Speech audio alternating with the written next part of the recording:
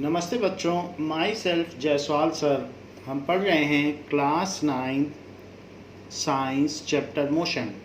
Last class में हमने x T and we T के ग्राफ्स देखे थे for object at rest, for uniform motion and for uniformly accelerated non uniform motion. 3 तरीके की चीज़ें हमने देखी थी कि हमने देखा था कि object at rest,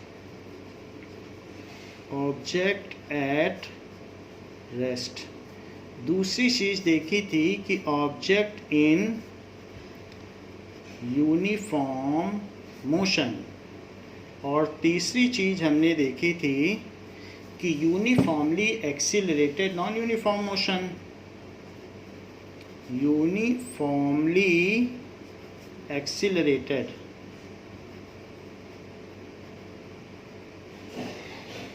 non uniform motion.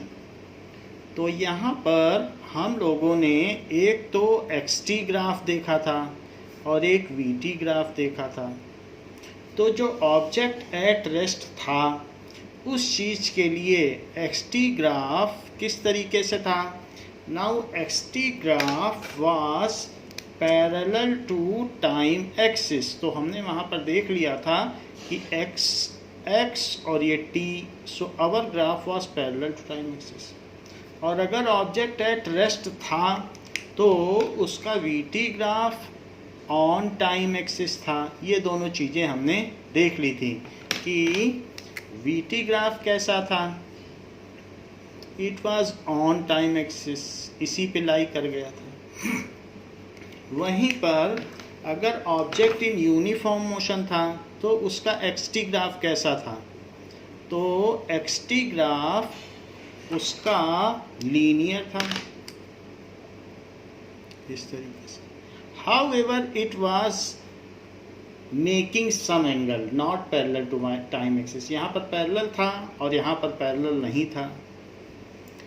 वहीं पर इसका वी टी ग्राफ कैसा था, तो वी टी ग्राफ इस तरीके से था जिसमें वेलोसिटी इसकी कांस्टेंट रहती है। तो वेलोसिटी के कांस्टेंट रहने से टाइम तो बढ़ता चला जाता है और वेलोसिटी 10 है तो 10 की 10 रही। वहीं पर अगर uniformly accelerated non uniform motion की बात की जाए तो जो थर्ड केस था, ये तीसरा केस, इसके लिए हमारा ग्राफ लीनियर नहीं था बल्कि कर्व्ड था। और वहीं पर इस केस के लिए वी टी ग्राफ किस तरीके से था, तो वी टी ग्राफ यहाँ पर इस तरीके से था, लीनियर। अगर मान लीजिए उसकी स्पीड बढ़ती जा रही थी तो वी टी ग्राफ राइज कर रहा था, और अगर उसकी स्पीड कम होती जा रही थी, डेसिलरेशन था, तो वी टी ग्राफ फॉल कर रहा था। लेकिन दोनों केसेस थे। तो ये हमारी समरी हो गई कि किस तरीके से अलग अलग मोशंस में ग्राफ था। Now we will see that तो ये जो हमारे केसेस हैं, अलग अलग केसेस हैं जो हमने आपको बताए x t graph and we t graph के लिए। सो these are 3 different cases that we have discussed.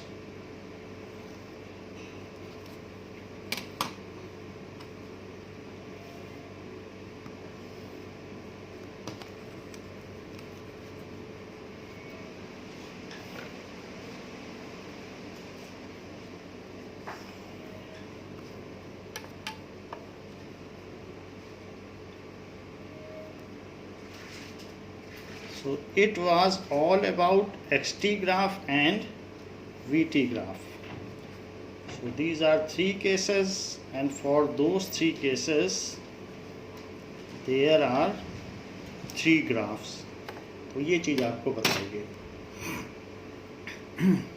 Now अब देखिए कि अगर ऑब्जेक्ट ओरिजिन से न चले, मान लीजिए कि एक ये भी केस हो सकता है कि वी आर एट ओरिजिन, तो ओरिजिन पर हम हैं, लेकिन जब हम बाहर निकले तो हमें पता चला ऑब्जेक्ट यहाँ पर है। So it is at certain distance, वो कहीं पर है, वैसे तो 20 पे दिख रहा है, बट हम ये मान लेते हैं कि ये S1 डिस्टेंस पर है ओरिजिन से, क्योंकि हर कार वहाँ से तो नहीं चल सकती जहाँ आप खड़े हो। तो मान लीजिए ये S1 डिस्टेंस पे है, जबकि हमने शुरू में इसको देखा, T1 टाइम पे देखा था तो S1 पे पाया गया, बट ये ऐसे चलता चला जा रहा है। तो चलते चलते कभी थोड़ा एक और टाइम हो जाएगा और अब ये कहीं और पाया गया। थोड़ी देर बाद जब मैंने उधर नज़र दौड़ाई तो वही कार अब S2 डिस्टेंस पर है, ऐसा T2 टाइम पर है। मान लीजिए हमने 2 सेकंड बाद, 2 सेकंड जब थे तब एक कार को देखा, पहले मैं बाहर निकला, 2 सेकंड बाद एक कार को देखा, फिर 4 सेकंड बाद उसी कार को देखा। वो तो चलती चली जा रही थी, लेकिन उसकी डिस्टेंसेस हमने देखी। तो क्या ऐसे केस में हम इसकी एवरेज वेलोसिटी निकाल सकते हैं? तो ये देखिए कि इसने डिस्टेंस कितनी ट्रेवल की, ये डिस्टेंस। सो ओरिजिन से यहाँ तक की डिस्टेंस कितनी है? 10, 20, 30, 40, 50, 60। तो ये जो चीज़ है, ये डिस्टेंस कितनी हो जाएगी? पहले 20 पे था, 20 मीटर पर था, और अब 60 पर हो गया। तो V average is equals to 60। अभी हमसे 60 पर है फाइनल डिस्टेंस और माइनस इनिशियल डिस्टेंस, तो उसने 40 मीटर की डिस्टेंस ट्रैवल कर ली 40 मीटर्स की। अच्छा, शुरू में जब हमने देखा था तो 2 सेकंड पर हमने उसे यहाँ देखा, बट बाद में जब हमने देखा तो 4 सेकंड में पर हमने उसे यहाँ देखा। तो दिस इज इक्वल्स टू, हमने जब देखा और फिर अगली बार देखा, उनके बीच टाइम का कितना गैप है? 2 सेकंड का गैप है। सो इन दिस 2 सेकंड पर हमने पहली बार देखा, फिर 4 सेकंड, तो कितने टाइम का गैप हुआ? उसने उन दोनों सेकंड में 40 की दूरी तय कर ली है। It has covered A distance of 40। So that is 40 divided by 2। तो वो हर सेकंड में कितना चला? इट हैज़ ट्रेवल्ड 20 मीटर पर सेकंड। तो इस तरीके से ये उसकी एवरेज स्पीड हो गई। तो कभी भी अगर आपको एवरेज स्पीड चाहिए तो final distance minus initial distance upon final time minus initial time, यही कर देना, आपको एवरेज स्पीड मिल जाएगी। यहाँ पर भी वही किया गया है कि फाइनल डिस्टेंस ओरिजिन से लेना है। ओरिजिन से फाइनल डिस्टेंस कितनी है? 60 मीटर। ओरिजिन से इनिशियल डिस्टेंस कितनी है? 20 मीटर। तो 60 माइनस 20 और 4 माइनस 2। तो इस तरीके से जो बुक में जो फार्मूला दिया गया है हम इसका इस्तेमाल कर सकते हैं। So the same formula has been given. Now next is, so this was a case and this is the formula। अभी तक हमने V एवरेज के बहुत सारे फार्मूले देख लिए। एक V एवरेज का हमने ये भी तो फार्मूला देखा था कि U plus V by 2 that is initial velocity plus final velocity by 2, वो भी तो एक फार्मूला था। और V एवरेज का एक और भी फार्मूला था, that is distance travelled upon time. So V average is equals to total distance traveled upon total time। तो ये भी एक फार्मूला है। जहाँ जैसी ज़रूरत पड़ेगी वहाँ पर वैसा फार्मूला यूज़ हो जाएगा। तो आप ये देखिएगा कि आपको गिवन क्या है, तो उसी के बेसिस पर आप यूज़ कर लीजिएगा। अब देखिए, नाउ VT ग्राफ में एक बात जानने लायक है, velocity time graph.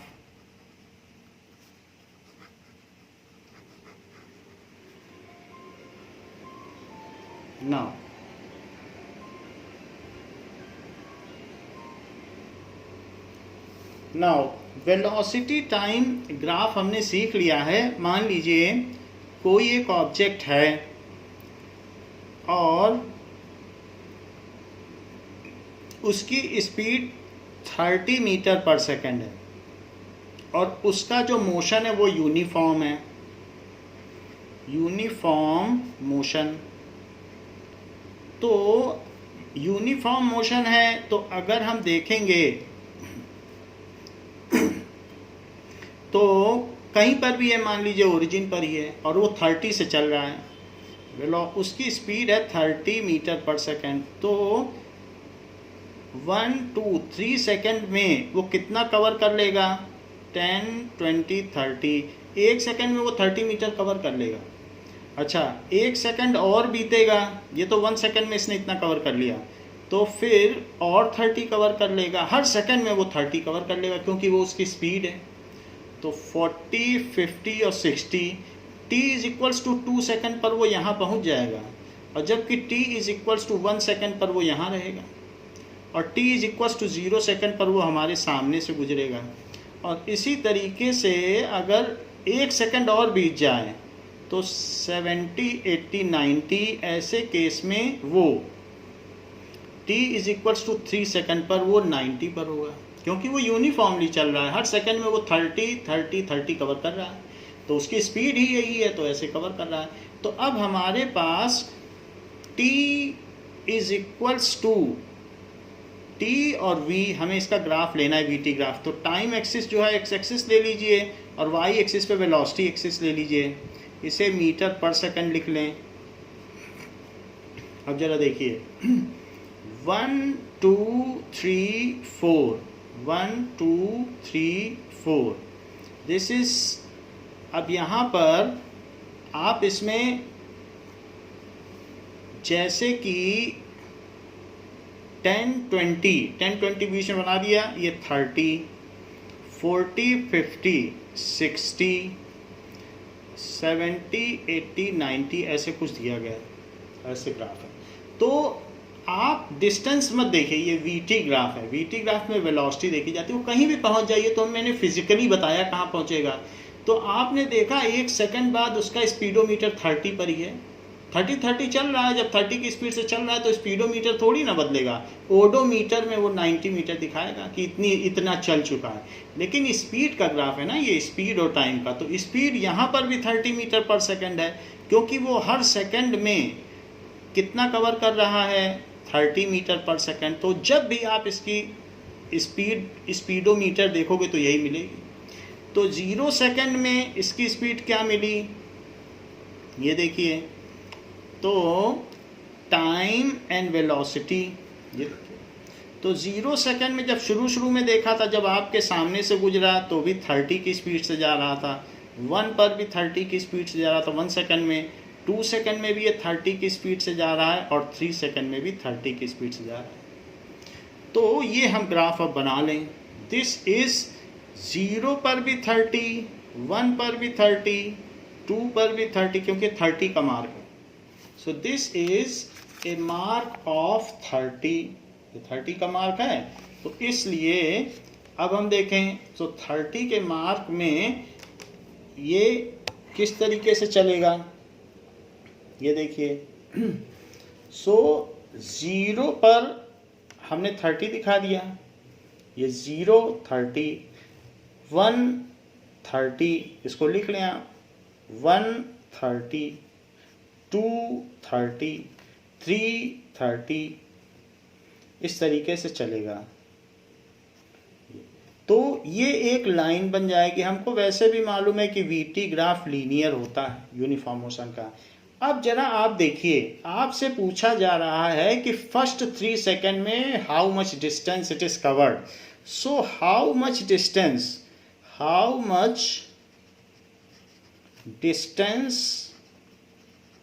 is covered by object in 3 seconds। जो 3 सेकंड में उसने कितनी डिस्टेंस कवर्ड कर ली। So how much distance is covered. तो 3 सेकंड जहां पर होता है वहां पर एक रेक्टेंगल ले लो 3 सेकंड तक का, और जरा देखिए कि ये लेंथ कितनी है, ये 3 है, और ये कितनी है, ये 30 है। सो वेलोसिटी इधर है 30, ये कितना है 30, और ये कितना है, ये 3 है। तो अगर हम इसे कलर कर दें तो लेंथ 3 है और ब्रेथ 30 है, तो क्या ये 3 सेकंड में 90 चल लेगा? तो हाँ, आप देख लो 3 सेकंड में इसने कितना चल लिया, 3 सेकंड में ये 90 के मार्क पर है। तो इसलिए क्योंकि पहले सेकंड में जो चलेगा 30 की स्पीड है, 2 सेकंड में फिर और 30 और 3 सेकंड में, तो कभी भी जब वीटी ग्राफ में एरिया अंडर वीटी ग्राफ ये क्या शो करता है, ये वी और टी ग्राफ है, तो area under VT graph shows the distance travelled by object. 3 second में कितना चल लेगा, 3 इंटू 30 कर दो, लेंथ चाहे किसी को भी लेंथ मान लीजिए, लेंथ इंटू ब्रेथ। अब यहाँ स्केल हमने छोटा ले लिया, वरना 30 तो बहुत ज़्यादा हो जाता। सो कोई भी चीज़ लेने, लेंथ इंटू ब्रेथ। सो ये बहुत इंपॉर्टेंट लाइन है इस चैप्टर की। क्या लाइन है कि that is area under VT graph shows the distance travelled by object. जरा हम इस चीज़ को लिख लें। सो कितना हो जाएगा, how much distance is covered by this graph, तो distance covered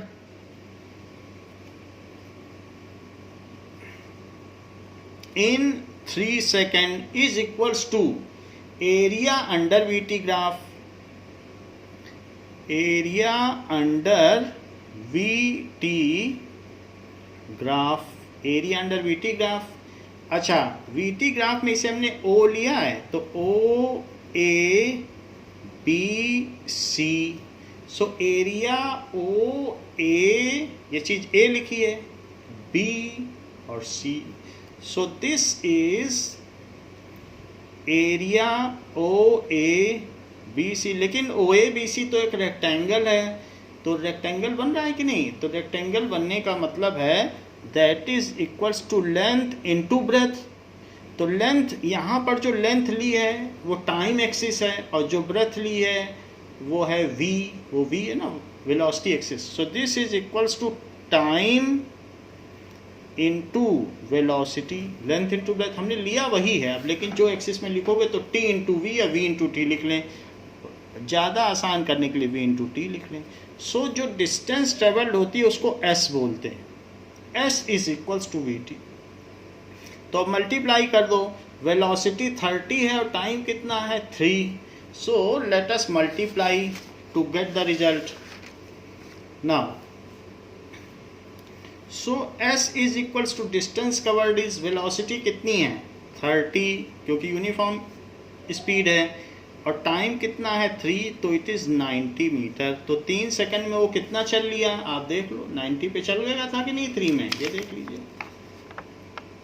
3 सेकंड में वो 90 पे है। तो हमने यहाँ पर O A B C rectangle का एरिया ले लिया है, V, this is V and this is T, इस तरीके से। सो हम क्या कह सकते हैं कि the area under VT graph is the distance travelled by object. ये बहुत इंपॉर्टेंट लाइन है, जरा देखें तो the area under VT graph is distance traveled by object, traveled by object, ये चीज़ हो गई।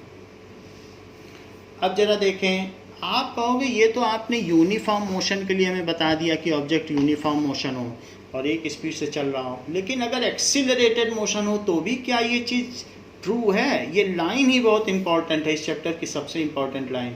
तो if object is under accelerated motion, if object is under uniform acceleration, uniform acceleration, मान लीजिए यूनिफॉर्म एक्सीलरेशन, उसकी स्पीड लगातार बढ़ती चली जा रही है, तब क्या होगा? पहले तो हमने बताया था यूनिफॉर्म मोशन हो, क्योंकि ये देख लो यूनिफॉर्म मोशन है, वेलोसिटी बिल्कुल कांस्टेंट है। तो ये कौन सा हमने मोशन बताया आपको, जो पहला केस था, ये तो था यूनिफॉर्म मोशन। तो हमने देख लिया कि 3 सेकंड में कितना चलेगा, पहले सेकंड में 30, दूसरे सेकंड में 30, तीसरे सेकंड में 30, हो गया 90। तो 90 आया कि नहीं आंसर। अब हम बता रहे हैं कि यूनिफॉर्म एक्सीलरेशन, ऐसे मोशन को कहते हैं uniformly accelerated non uniform motion. क्या बोलते हैं, uniformly accelerated non uniform motion.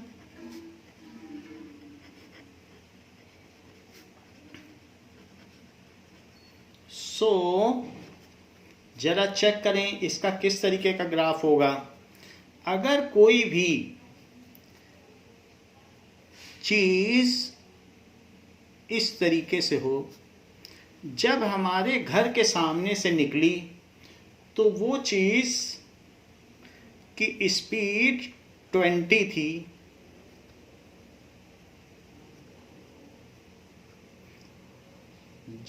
जब हमने शुरू में देखा तो उसकी स्पीड कितनी थी, ये देखिए T और V। शुरू में जब 0 सेकंड में देखा, हमारे घर के सामने से कार जा रही थी तो वो 20 पर थी। तो 0 जब टाइम था, ये टाइम है 1 2 3 4, तो 0 पर ये 20 पर थी, 0 20। टीवी का ग्राफ है ना ये, तो टाइम यहाँ होता है और वेलोसिटी यहाँ होती है जो कि मीटर पर सेकंड में होती है। तो शुरुआती स्पीड इसकी 20 थी। 1 सेकंड बाद देखा तो इसका एक्सीलरेशन है 10 मीटर पर सेकंड स्क्वायर। हर सेकंड में 10 मीटर पर सेकंड और बढ़ जा रही है स्पीड हर सेकंड में। तो 1 सेकंड के बाद 10 बढ़ जाएगी तो ये 30 हो जाएगा।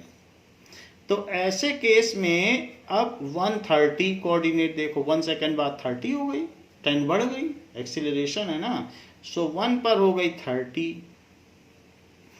1 सेकंड बाद और देखा, यानी 2 सेकंड पर देखा, at the end of 2 second, तो 10 और बढ़ गई, अब तो 40 हो गई। सो ऐसे केस में 2 सेकंड के बाद इसकी क्या स्पीड हो गई, तो 2 सेकंड के बाद ये 40 हो गई, 2 सेकंड के बाद 40 हो गई। ये तो हमारा ये ग्राफ है। तो इसको मिला दीजिए, ये एक लीनियर ग्राफ होगा क्योंकि यूनिफॉर्मली एक्सीलरेटेड मोशन है। तो इसकी इनिशियल वेलोसिटी कितनी है बताइए, 20 मीटर पर सेकंड, और जो सबसे लास्ट में हमने v देखा फाइनल वेलोसिटी, वो है 40 मीटर पर सेकंड। बस इसके बाद हमने नहीं देखा, u और v देख लिया। और कितना टाइम तक हमने देखा, टाइम कितना है 2 सेकंड। ये सारी चीज़ें हमने देखी, 2 सेकंड तक देखा। तो अब जरा देखो कि ऐसा करने पर ये यहाँ पर है 2 सेकंड पर इसकी है 40, और 1 सेकंड पर कितनी है, 1 सेकंड पर 30 है, और 0 सेकंड पर कितनी है, 0 सेकंड पे 20 है। तो इस तरीके से एक ट्रेपीजियम बन गया। Now this is a kind of trapezium. थोड़ा सा पैरेलल नहीं है, इसको हम और पैरेलल कर दें। So now this is a trapezium.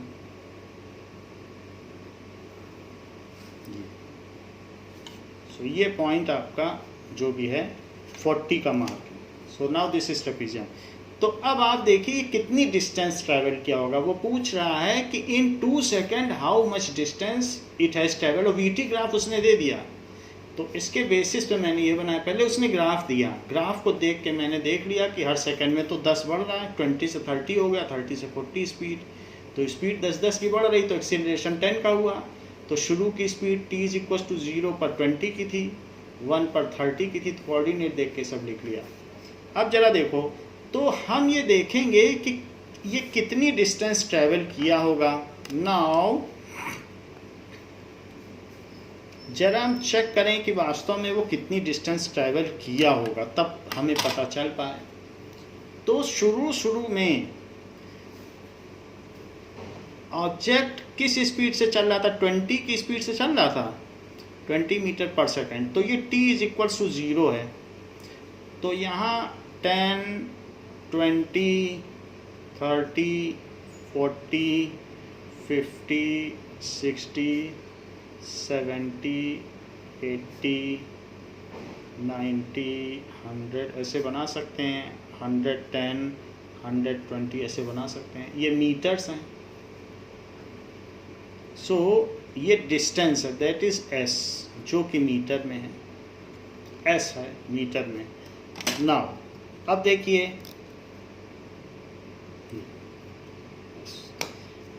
अब ये 1 सेकंड में कितना चलेगा। इस स्पीड से चल रहा है तो 1 सेकंड में 20 चलेगा। 1 सेकंड बाद की बात कर रहा हूँ क्योंकि वो इसकी स्पीड है। 1 सेकंड बाद इसकी स्पीड कितनी हो गई, 30 मीटर पर सेकंड।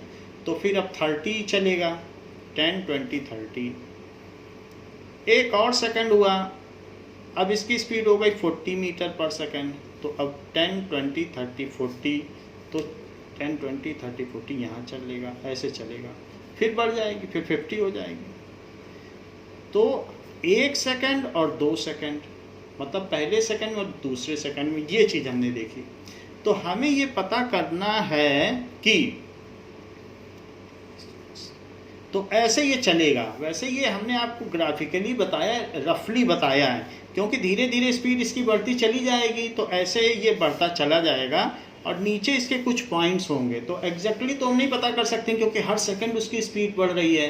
तो वास्तव में वो कितना चलेगा, that can not be exactly set by it, however by graph we can set. सबसे पहले हम इसमें क्या पता करें। नाउ सबसे पहले ये पता करें कि एवरेज वेलोसिटी इसकी कितनी है। ये चीज़ें अभी हम आगे लिखेंगे, तो पहले हम कंक्लूड करें, बाद में ये चीज़ लिखी जाएगी कि कहाँ कहाँ है। तो 20 मीटर पर सेकंड से चल रहा था और 2 सेकंड बाद उसकी स्पीड बढ़ती चली गई, आगे बढ़ता चला गया। अभी तो आप सिर्फ रफली यही करो, बाकी हम बता रहे हैं। अच्छा, क्या आपको ऐसा कोई फार्मूला पता है कि एवरेज वेलोसिटी क्या होती है। So v average is initial velocity plus final velocity divided by 2। थोड़ी देर पहले हमने आपको एक फार्मूला बताया था, दैट इज एवरेज वेलोसिटी का, कि v प्लस यू बाई 2 होती है। तो वही फार्मूला यूज कर रहे हैं। सो बताओ इनिशियल वेलोसिटी क्या है, 20, फाइनल कितनी पहुंच गई, 40 बाई 2, तो ये कितनी हो गई, 60 by 2। So this is equals to 30 metre पर सेकेंड। ये इसकी एवरेज वेलोसिटी हो गई। अच्छा, वी एवरेज का और भी कोई फार्मूला आपको आता है। वी एवरेज का फार्मूला होता है टोटल डिस्टेंस ट्रेवल्ड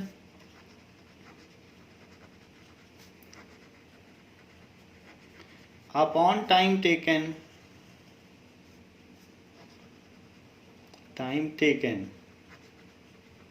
सो total distance travelled upon time taken, v average की जगह आप 30 रख दो और टोटल डिस्टेंस ट्रेवल को s मानो।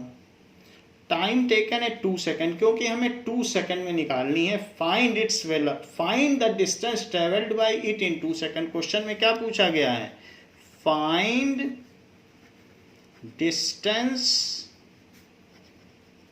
Travelled in 2 second. तो इसलिए हमने 2 सेकंड रख दिया, टाइम टेकन 2 सेकंड। 2 इधर ले जाओ, तो बताओ 2 ले जाओगे तो s तो ये है और 2 इसके पास ले जाओ। सो 30 इंटू 2, s कितना हो गया, इट इज 60 मीटर। वो इसलिए यहाँ पर बैठ नहीं रहा है क्योंकि उसकी स्पीड लगातार बढ़ती चली जा रही है। ऐसा नहीं होगा कि वो 20 है तो 20 से ही चलता रहे पहले सेकंड में, 20 से यहाँ बढ़ते बढ़ते जाएगा तो इसीलिए एक्सटेंड होगा। So it is not feasible directly to calculate. ऐसा नहीं हुआ है कि 1 सेकंड बाद अचानक बढ़ी है, वो तो कंटिन्यूअसली बढ़ रही है, इसलिए 2 सेकंड के बाद वो 60 पर होगा। तो हमारे पास एक फार्मूला है जिससे हमने वी एवरेज निकाला। ये तो समझ लीजिए बस बढ़ता चला जा रहा है। You can not calculate it on the line पे सीधा नहीं पता कर सकते क्योंकि उसकी स्पीड लगातार बढ़ रही है। तो इसलिए अगर आप सोचेंगे नहीं 1 सेकंड बाद बढ़ी है तब तो 50 पे आ जाएगा, और जबकि एक्चुअल उसने 60 मीटर डिस्टेंस ट्रेवल की, क्योंकि स्पीड तो बढ़ती जा रही है।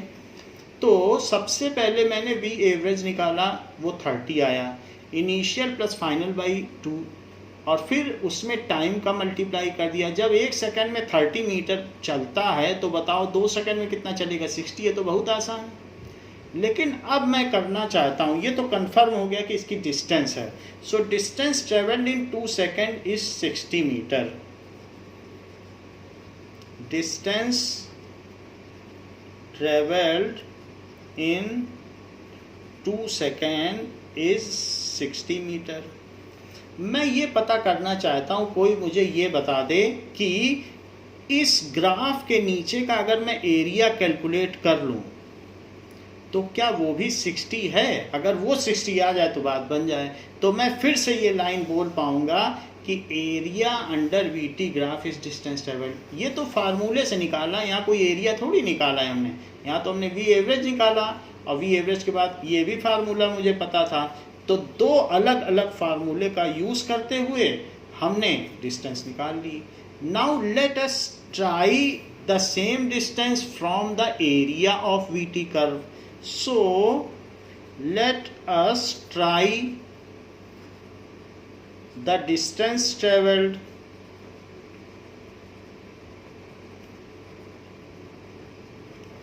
by area under, लिखा करिए area under VT curve, VT curve.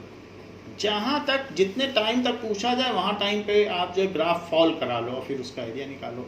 जरा चेक करो, ये ट्रेपीजियम है, दो लाइनें पैरेलल हैं, तो ओ ए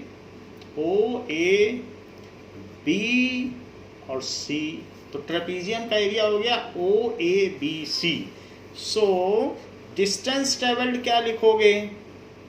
डिस्टेंस ट्रेवल्ड यही है ना, डिस्टेंस ट्रेवल्ड, इसको एस बोल रहे हैं, distance travelled it is equals to area under VT curve. So this is area under VT curve. So area under VT curve क्या है? That is area trapezium OABC, OABC ये है trapezium, तो OABC हो गया। तो क्या आपको ट्रेपीजियम का एरिया निकालने का फार्मूला पता है कि किस तरीके से ट्रेपीजियम का एरिया निकाला जाता है? Let us see. Now area of trapezium का formula, it is equals to half into sum of parallel side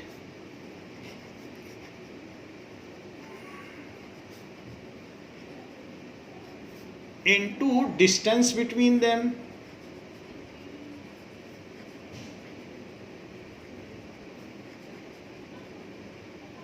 तो ये है distance travelled.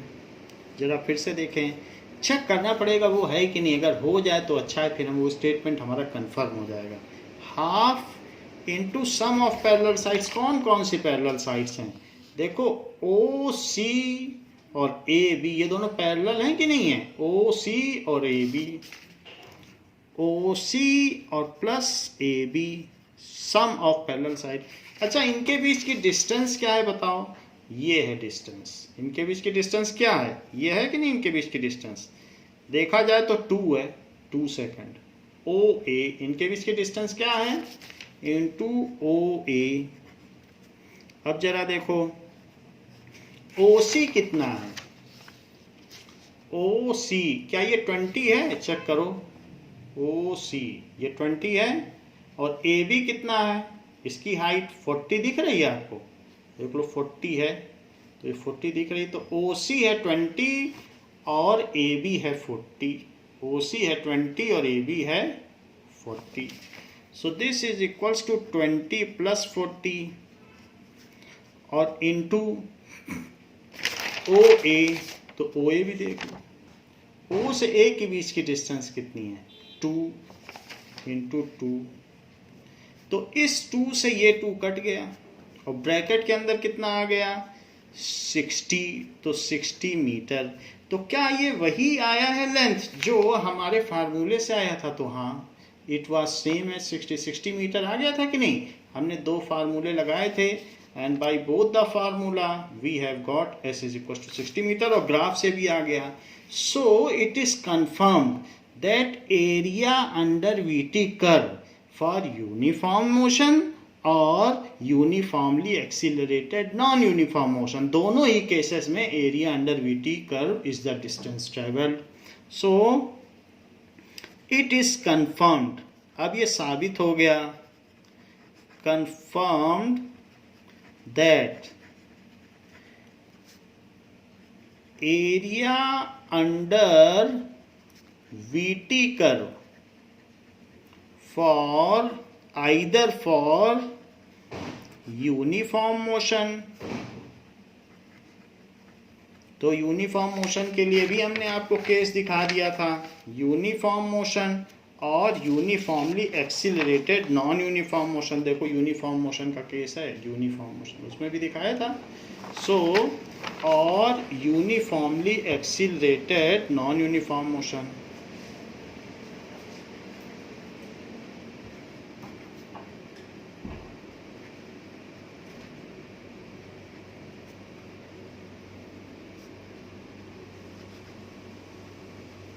Motion is total distance travelled. VT curve के अंडर का एरिया क्या होता है? It is total distance travelled. ये टोटल डिस्टेंस ट्रेवल होता है.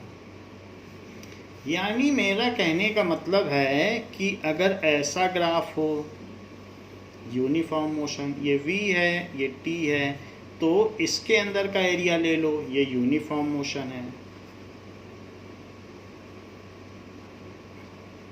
और दूसरा, अगर मान लीजिए एक्सीलरेशन हो रहा है, तो यहाँ पर जब 0 पे देखा तो इसकी स्पीड u होगी, और फिर t टाइम पे देखोगे कोई और टाइम होगा, t टाइम पे v हो जाएगी. तो ये चीज़, ये डिस्टेंस कितनी होगी? ये डिस्टेंस, ये हाइट u होगी कि नहीं?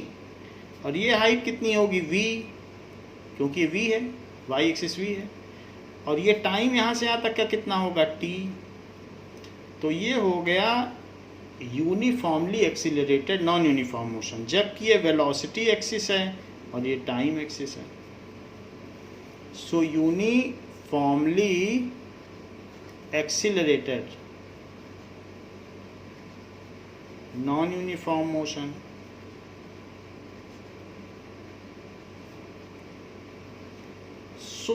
इन दोनों केस में जो इसके अंदर का एरिया होगा वो किसके इक्वल होगा?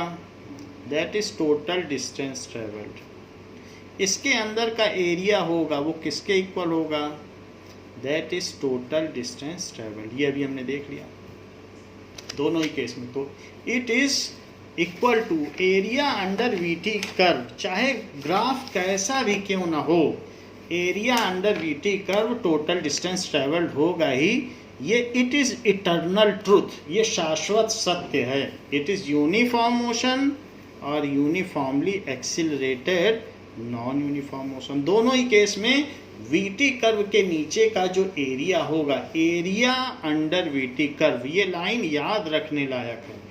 इट इज, हाँ, आपकी एक बात हो सकती है, आप ये जरूर कह सकते हैं कि जो अभी थोड़ी देर पहले हमने यहाँ पर एरिया निकाला, जहाँ पर इसकी इनिशियल स्पीड 20 थी,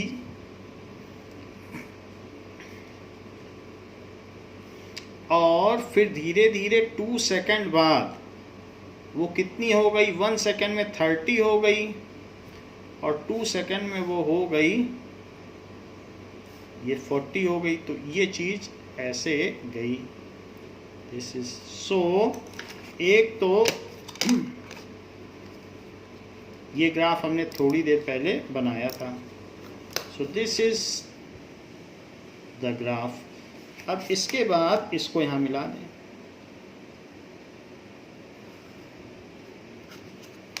तो यहाँ मैंने बताया था 2 सेकंड में इसकी 40 होगी. अभी थोड़ी देर पहले जो ग्राफ डिस्कस किया है जिसमें ये 60 मीटर आया, वही ग्राफ हम डिस्कस कर रहे हैं. और 1 सेकंड में ये 30 थी, और 0 सेकेंड में ये 20 है। नाउ यू कैन से कि हम ट्रेपीजियम का एरिया क्यों निकालें, हम ट्रायंगल और इस रेक्टेंगल का सम क्यों ना कर दें, ऐसा आप सोच सकते हैं। So you may insist on that कि हम ट्रेपीजियम का नहीं निकालना चाहते हैं, हम इसका और इसका निकालेंगे। सो ओ ए बी सी डी, तो क्या तब भी 60 आएगा, हम इस बात की जांच कर लें। ये एरिया और ये एरिया जोड़ दिया जाए। So s is equals to area under VT curve. So s is equals to area O A B D, O A B D जो कि एक रेक्टेंगल का है, और plus area B C D जो एक ट्रायंगल है। भाई ट्रायंगल और रेक्टेंगल जोड़ दो, टोटल एरिया हो गया B C D, B C D. अब जरा चेक करो, ये एक रेक्टेंगल है तो ये लेंथ कितनी हुई 1 और 2, टाइम कितना हुआ 2, ये लेंथ थी, और ये ब्रेथ कितनी हुई 10 20, 10 20 30 40। तो आप चेक कर लो, ये देख लो, तो ये ओडी लेंथ कितनी हुई 20 हुई कि नहीं हुई। सो इस तरीके से आप यहाँ क्या कर सकते हैं कि ओडी लेंथ इसमें पता कर लें कि ओडी लेंथ कितनी है। तो ओडी लेंथ है, ये देखो ओडी 20 है। So it is OD into O A, OD into O A कर दिया, क्योंकि ये लेंथ ये ब्रेथ, तभी तो रेक्टेंगल का एरिया आएगा। अच्छा, ट्रायंगल के एरिया का फार्मूला आपको पता है, half into length into breadth, half into D B into height, ऐसा होता है ना, length into height, base into height, half into base, D B base हुआ, और बताओ हाइट कितनी हुई, that is B C. Triangle का एरिया तो ऐसे ही निकलता है। अच्छा, अब ओडी देखो कितना है, OD इज इक्वल्स टू 20 10, और ये 20 है 20। सो 20 OA कितना है बताइए, OA 2 है क्योंकि ये सेकेंड्स में है, और प्लस हाफ इंटू DB, क्या जो OA है वही DB भी है, हाँ बोथ आर, क्योंकि अपोजिट साइड्स ऑफ रेक्टेंगल, तो ये भी 2 हो गया 2 सेकेंड, ये 2 सेकेंड, तो ये भी 2 सेकेंड, तो दिस इज 2। अच्छा, BC कितना हुआ, अब बात आती है BC पर। So what is BC, BC के बारे में सोचो, ये पूरी हाइट कितनी है, ये पूरी हाइट है 40 मीटर पर सेकेंड। ये कितनी हाइट है, दिस इज 20 मीटर पर सेकेंड। तो BC कितनी बची भाई, ये 20 तक था, और फिर ये पूरी है 40, देखो 40 लिखा है, तो 40 में से 20 माइनस कर तो वही BC बचा, 40 में से 20 माइनस करोगे तो कितना बचेगा 20 मीटर पर सेकेंड। तो इस तरीके से BC हाइट कितनी हो गई 20, तो यहाँ लिख दीजिए 20, ये हो गया BC लिख दिया। So area of rectangle plus area of triangle, that is half into base into height. अच्छा, 22 जा 40, और 2 से 2 कट कर दीजिए तो 20 आया, तो भी 60 मीटर आ गया। इस तरीके से ये कंफर्म हुआ कि हम चाहें तो ट्रेपीजियम का एरिया निकाल लें, हम चाहें तो इसमें रेक्टेंगल और ट्रायंगल का एरिया ऐड कर लें, जैसे चाहें वैसे काम करें। In all the cases the result remain same, और 60 मीटर आ गया। So it is again confirm that area under VT curve is the distance traveled by object. So area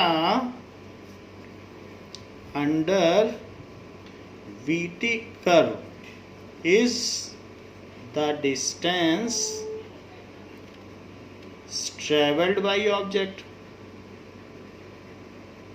distance traveled by object, ये बात हो गई।